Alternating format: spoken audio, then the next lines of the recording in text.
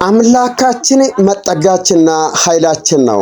ባገኘን በታላቅ መከራ ረዳታችን ነው። ስለዚህ ምድር ብትናወጥ ተራሮቹም ወደ ባህር ልብ ቢወሰዱ አንፈራም።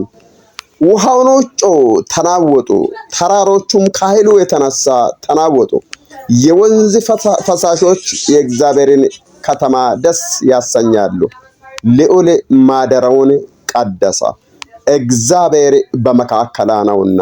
ጌታ ለዘላለም የተባረከ ይሁን።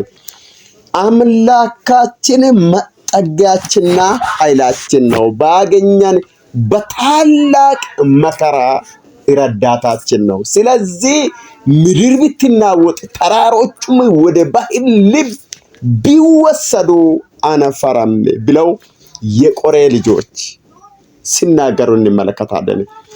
በዚህ አጋጣሚ በተለያየ ሁኔታ ውስጥ ፈርታችሁ ስጋት ውስጥ ያላችሁት ሁላችሁም እግዚአብሔር ጦርነትን ይሽራል፣ ቀስቱን ይሰብራል። ከማንኛውም ነገር ውስጥ ማዳን የሚችለው እግዚአብሔር ነው። እረፉ እኔም አምላክ እንደሆነ ይወቁ ስለሚል በቃል ላይ።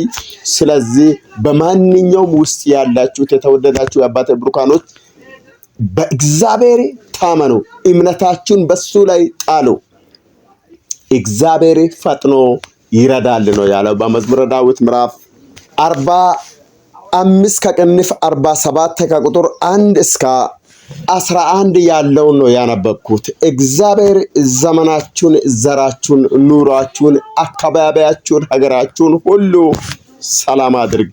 ከማንኛውም ከምትፈሩት ነገር ሁሉ ፈጥኖ ይድረሳችሁ። ቀናችሁ ሁሉ የተባረከ ይሁን። ሻሎም። have a nice time to you and for your beloved all family. Bye.